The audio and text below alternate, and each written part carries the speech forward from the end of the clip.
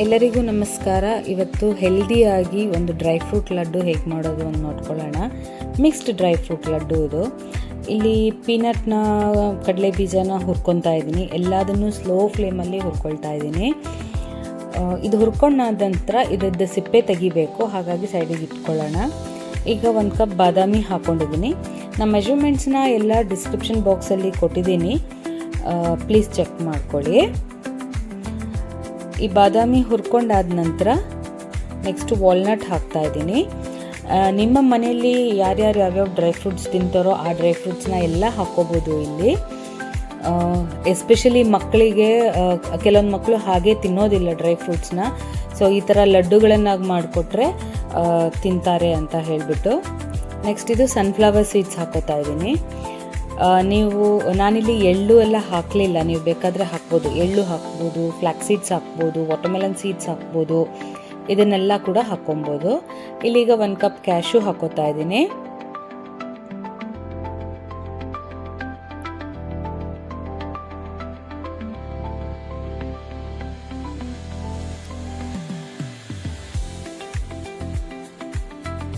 ಇದು pumpkin seeds.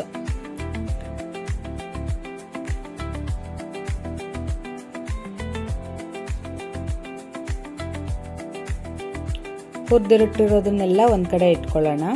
ಇದು ರಾಗಿ ಹಿಟ್ಟು 1 ಕಪ್ ಹಾಕೋತಾ ಇದ್ದೀನಿ. ಇದು ಚೆನ್ನಾಗಿ ಹುರ್ಕೊಂಡು ಅದು ಘಮ ಸ್ಮೆಲ್ ಬರಬೇಕು, ಹಸಿ ವಾಸನೆ ಹೋಗ್ಬಿಟ್ಟು ಆವಾಗ ಅದನ್ನು ತೆಗಿಯೋಣ.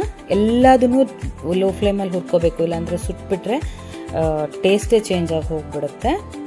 ಇದಾದ ನಂತರ 1 ಕಪ್ ಗೋಧಿ ಹಿಟ್ಟು ಹಾಕ್ತಾ ಇದ್ದೀನಿ.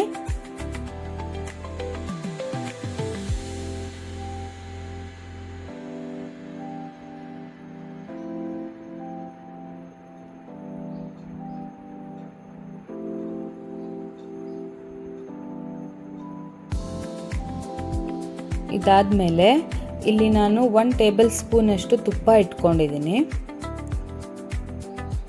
ತುಪ್ಪ ಕಾದ ನಂತರ ಗೋಂದ್ ಅಂತಾರಲ್ಲ ಅದನ್ನು ಹಾಕೋತಾ ಇದ್ದೀನಿ, ಅಂಟು ಅಂತಾರೆ. ಅದನ್ನು ಹಾಕ್ಕೊಂಡು ಚೆನ್ನಾಗಿ ಫ್ರೈ ಮಾಡ್ಕೋತಾ ಇದ್ದೀನಿ. ಇದು ಫ್ರೈ ಮಾಡ್ಕೊಂಡ ನಂತರ ಸಾಫ್ಟಾಗಿ ಕ್ರಿಸ್ಪಿಯಾಗಿ ಊದ್ಕೊಳ್ಳುತ್ತೆ ಎಲ್ಲ ದಪ್ಪಕ್ಕೆ.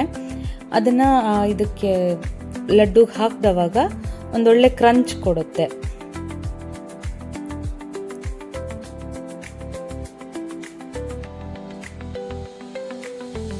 ಇದಾಗಿದೆ. ಇವಾಗ ನಾನು ಬೆಲ್ಲ ಹಾಕೋತಾ ಇದ್ದೀನಿ. ಬೆಲ್ಲನೂ 1 ಕಪ್ ಹಾಕ್ಕೊಂಡಿದ್ದೀನಿ. ಸ್ವೀಟ್ ಜಾಸ್ತಿ ಬೇಕನ್ಸೋರು ಸ್ವಲ್ಪ ಹಾಕ್ಕೊಳ್ಳಿ, ಬಟ್ ನಾನಿಲ್ಲಿ ಜಾಸ್ತಿ ಸ್ವೀಟ್ ಹಾಕ್ತಾ ಇಲ್ಲ, ಯಾಕಂದರೆ ಇದ್ರ ಜೊತೆ ಖರ್ಜೂರನೂ ಹಾಕ್ಕೊಳ್ತಾ ಇದ್ದೀನಿ, ಅದಕ್ಕೋಸ್ಕರ. ಇದು 1 ಕಪ್ ಸಾಧಾರಣ 1/4 kg ಅಷ್ಟು ಇದೆ. ಇವಾಗ ಒಣ ದ್ರಾಕ್ಷಿನೂ ಹಾಕ್ಕೊಂಡಿದ್ದೀನಿ ನಾನು, ಅದನ್ನು ಹುರಿಯೋ ಅವಶ್ಯಕತೆ ಇಲ್ಲ. ಎಲ್ಲದನ್ನು ಸ್ವಲ್ಪ ನೈಸಾಗಿ ಪೌಡರ್ ಮಾಡ್ಕೊಳ್ಳೋಣ. ನಾನಿಲ್ಲಿ ಬೆಲ್ಲ ಕರಗಕ್ಕೆ 2 ಟೇಬಲ್ ಸ್ಪೂನ್ ನೀರು ಹಾಕ್ಕೊಂಡಿದ್ದೀನಿ, ಹೇಳಕ್ಕೆ ಮರ್ತೋಯ್ತು.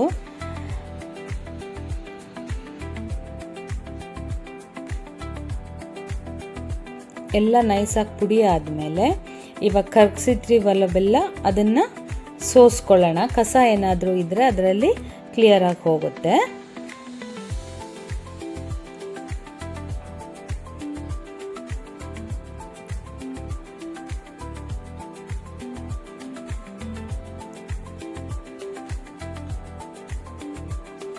ಬಿಸಿ ಇರೋದ್ರಿಂದ ಇವಾಗ ಕೈಯಲ್ಲಿ ಕಲಿಸೋಕ್ಕಾಗೋದಿಲ್ಲ, ಸೊ ಸ್ಪೂನಲ್ಲಿ ಕಲಿಸ್ತಾ ಇದ್ದೀನಿ.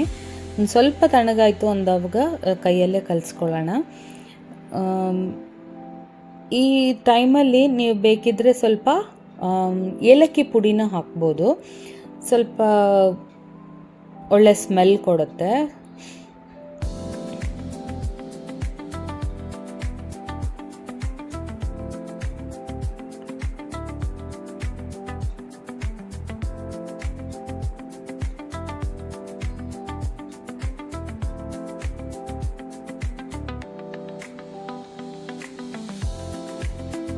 ಏಲಕ್ಕಿ ಪುಡಿನ ಹಾಕ್ಕೊಂಡಿದ್ದೀನಿ. ಎಲ್ಲ ಚೆನ್ನಾಗಿ ಮಿಕ್ಸ್ ಮಾಡಿಕೊಂಡು ಸಣ್ಣ ಸಣ್ಣ ಉಂಡೆಗಳನ್ನು ಕಟ್ಕೊಂಡ್ರೆ ತುಂಬ ಚೆನ್ನಾಗಿ ಬರುತ್ತೆ. ದಯವಿಟ್ಟು ಟ್ರೈ ಮಾಡಿ.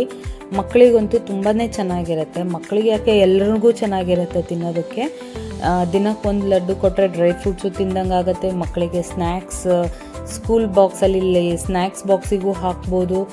ಸಂಜೆ ತಿನ್ನಕ್ಕೆ ಬೇಕಾದರೆ ಕೊಡ್ಬೋದು, ಹಶ್ವಂದವಾಗ ಕೊಡ್ಬೋದು. ಏನೋ ಜಂಕ್ ಕೊಡೋ ಬದಲು ಇದನ್ನು ಕೊಟ್ಟವಾಗ ಅವ್ರಿಗೆ ಸ್ವಲ್ಪ ಹೊಟ್ಟೆನೂ ತುಂಬ್ದಂಗೆ ಇರುತ್ತೆ, ಹೆಲ್ದಿಯಾಗೂ ಇರುತ್ತೆ. ಟ್ರೈ ಮಾಡಿ ನನಗೆ ನಿಮ್ಮ ಫೀಡ್ಬ್ಯಾಕ್ನ ದಯವಿಟ್ಟು ತಿಳಿಸಿ. ನನ್ನ ರೆಸಿಪೀಸ್ ನಿಮಗೆ ಇಷ್ಟ ಆಗ್ತಿದ್ದಲ್ಲಿ ಲೈಕ್, ಶೇರ್ ಹಾಗೂ ಸಬ್ಸ್ಕ್ರೈಬ್ ಮಾಡೋದನ್ನು ಮರಿಬೇಡಿ.